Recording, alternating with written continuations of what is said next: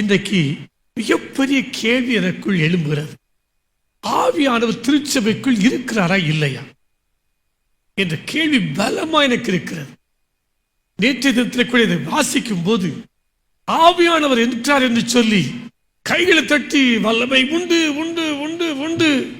இந்த வல்லமை எதுக்கு? அடுத்த மூக்கில் குத்துறதுக்குதான் வல்லமை இருக்கு.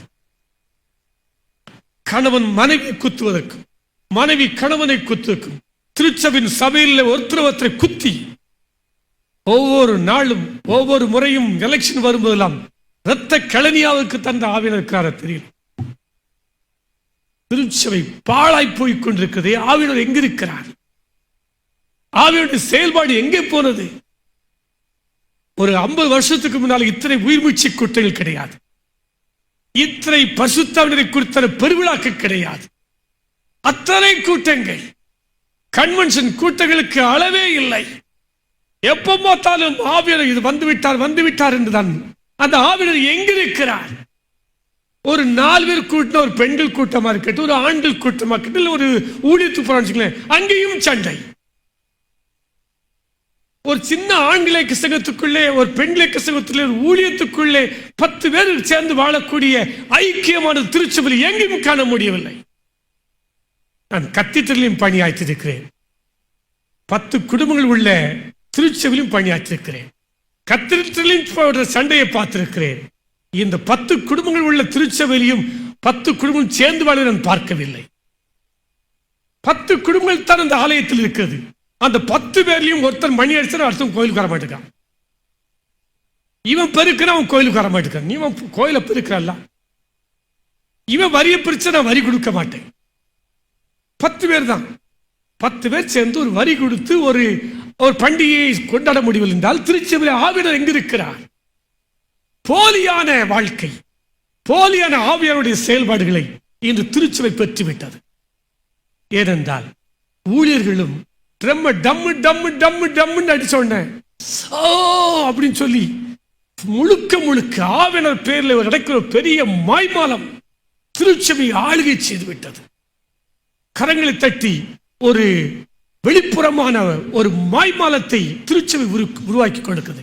உள்ளுக்குள்ள குடும்பத்தை பாருங்க. கிறிஸ்தவ குடும்பங்கள் தான் அநேக டைவர்ஸ். ஊழியம் செய்யற குடும்பங்களை பாருங்க, டைவர்ஸ். என்ன ஆவியனர் எங்க இருக்கிறார்? ஒரு கணவனே மனைவியை வேண்டாம் என்று சொல்லிவிடுகிறான். ஒரு ஊழியக்காரன் தன் பிள்ளைகள் 2 பேர் சேர்ந்து வாழாம மகளையும் மகனையும் பிரிச்சு விடுறாங்க. ஆவியனர் எங்க இருக்கிறார்? யாரிடத்தில் இருக்கிறார்? ஆவியனர் செயல்பாடை இன்றைக்கு புரிந்து கொள்ளவே முடியவில்லை. நான் நினைக்கிறேன் இந்த ஆவியானவர் உண்மையிலேயே நமக்குள் ஊற்றப்பட வேண்டும். ஒவ்வொரு கிறிஸ்தவர்களும் ஊற்றப்பட வேண்டும். ஒவ்வொருவரும் தன்னுடைய தேவனுடைய சமூகத்தில் கதற வேண்டும்.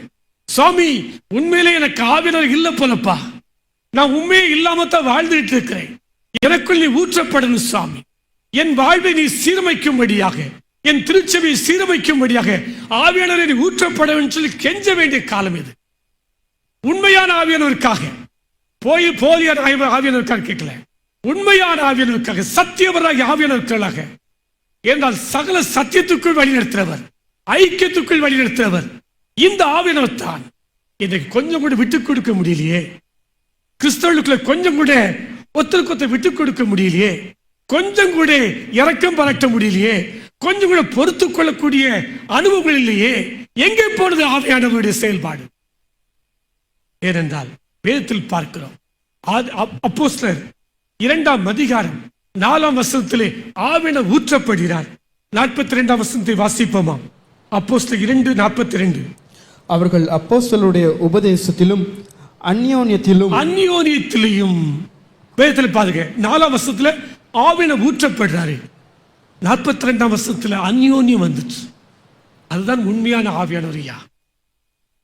அதுதான் உண்மையான ஆவியானவர். அந்யோன்யம் இல்லை என்றால் அங்கே ஆவியானவர் இல்லை. சண்டை போடுற ஆவியானவர் இல்லை. சண்டை போடுற சுவாபம் இருக்கும் என்றால் இடத்துல ஆவியானவர் இல்லை. எடுத்துக்கலாம் எரிஞ்சு பேசணும் என்ற ஆவியானவர் இல்லை. எங்கேயும் கொஞ்சம் அட்ஜஸ்ட் பண்ண முடியலையா, பொறுத்துக்கொள்ள முடியல என்ற ஆவியானவர் இல்லை. கெஞ்சி கேளுங்க ஆண்டவர்கிட்ட, சுவாமி எனக்கு நீ வேணும்பா, நீங்க வாழ்க்கைக்குள்ள வரணும்.